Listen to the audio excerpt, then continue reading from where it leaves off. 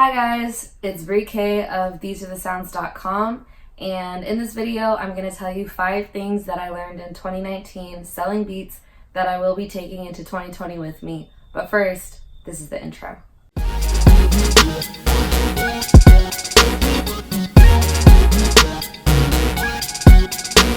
Okay, so the first thing that I learned was don't be stopped by criticism. I think that being able to take criticism without getting upset and all of that kind of thing, that's super healthy and I super encourage that.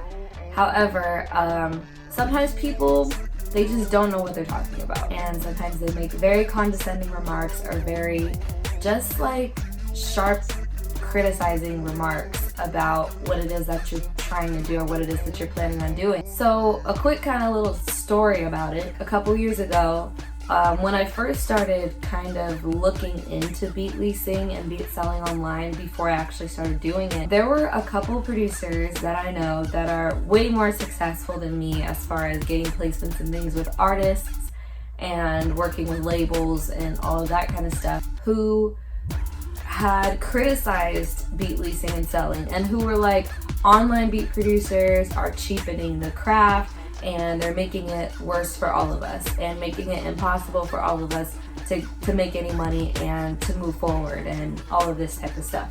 Tell me why those same producers that were making those criticizing remarks about beat selling and beat licensing, one of them now has a beat leasing site and the other one has one on the way. So don't let criticism stop you, people. Like I said, you don't have to get upset about it. You don't have to get worked up about it. Nothing like that. Take criticism with a grain of salt. And if there's something and you see that there's a clear market for whatever it is that you're trying to do, and you see that that's kind of the way that the market's moving, don't feel ashamed to like go ahead and execute on that rather than listening to their criticism and letting that like make you feel ashamed of what it is that you want to do, which is sell beats for most of us who are probably watching this video. Like, don't let anybody stop you from that. They don't know what they're talking about.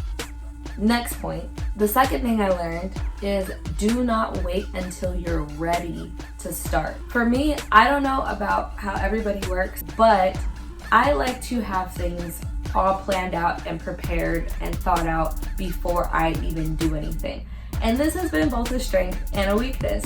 But in this case, I think that it caused me just to be overly cautious. Everybody wants to be ready. Nobody wants to fail. People want things to be perfect and convenient, and that's just not how life works. Sometimes you just need to admit to yourself that you're scared. You're scared to fail. You're scared of being embarrassed, all that kind of stuff. Start anyway. I'm telling you, start anyway. The person who goes and does it and just stumbles through it, even though there's mistakes and obstacles and things that maybe they didn't foresee and that they didn't account for, that they have to then fix, that person that goes ahead and starts is going to be way more ahead than the person who just keeps preparing and preparing and preparing and never starts because they're waiting for a convenient time. So, spoiler alert, there is no convenient time to start. Just start. If it's, launching your business, if it's working on a project, releasing songs, any of that kind of thing, there's never going to be a convenient time to do it. Do it anyway. Just start, even if you don't feel ready. Get my notes here. The third thing that I learned is a follower count does not equal a dollar amount. And that one's pretty self-explanatory, but I'll explain it anyway. Just because somebody has 100,000 followers, that does not mean that they get $100,000. Follower counts don't equate to streaming numbers. They don't equate to purchasing tickets to your show. Like, a follower count just isn't that, I don't want to say that it's not important at all, but it just isn't as important sometimes as we make it out to be. So that was the third thing that I learned this year, was that a follower count, it just doesn't equal a dollar amount. I'm sure that there are people out there who I have less followers than, that I earned more money online than they did, and vice versa. A follower count just in and of itself, like I said, it just doesn't equal a dollar amount. You can have 1 million followers, doesn't mean you get $1 million.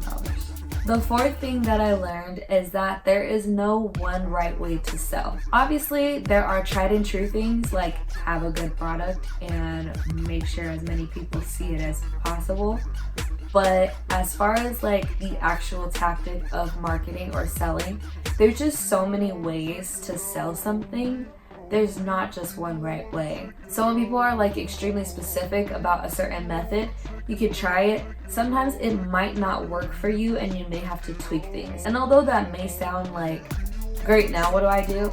I mean, the possibilities are endless. That should honestly be encouraging to you. So that's the fourth thing. It was encouraging to me. There is no just one right way to sell things, which kind of leads me into the fifth thing that I learned, which is so cliche, but so true. Be yourself. Tell your story. Don't mimic people. Tell your story. Be who it is that you are and let that translate through the screen. Like, don't try to make the same jokes as somebody else or try to have the same humor, you know, whatever, had the same style like as someone else. Just like do it the way that you do it. Tell your story. Everybody's story is unique and everybody's story is relatable to somebody. Share it the way that you share it. Tell your story, be yourself, and your audience will know, because I say it all the time, but like people are pretty smart and they can spot a fake. So don't be fake, just be yourself and tell your story. I said it like 20,000 times, but it's the truth. Those are the 5 lessons that I learned in 2019 whilst selling beats that I will be taking into 2020. If there's anything that you guys learned in 2019, please leave it in the comment section.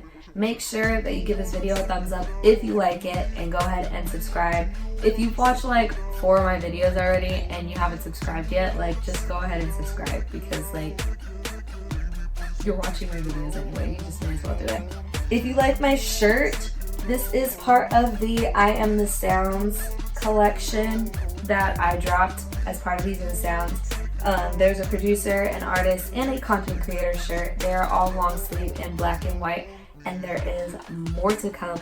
But if you're any of these things, purchase a shirt and wear your title proudly. I personally love this shirt, and I also have a white one, and I've been wearing them so much. Link in the description. Go ahead and snag that joint. And I'll also link my These Are the Sounds beanie in the description that I'm wearing in like every other video because I love it. Anyway, I think that that's everything. Okay, peace out.